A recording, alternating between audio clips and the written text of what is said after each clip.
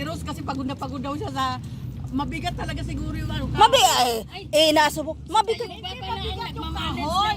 Yung lambat niya, paano kasi yung bunga nga maliit. Bakit? Yung sa kanya lahat nabili katawan malaki. Yun ang kanyang ano eh. Malapad. Siya ang nagtitinda.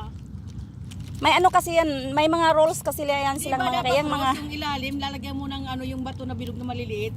Oo, dito. Yung pabigat niya para pag pamato. mabigat. Pamato. Di mas lalong mabigat kung lalagyan ko pa. Pero makukuha naman ang isda ng marami. Ayan guys, ang huli namin guys, oh. Yan, nakita nyo yan, Ganyan ang mga buhay OFW. Kung may tiyaga, may nilaga ka. May lalagay. Tumutulog yung akala mo umiihi. Bahala na lang. Wala.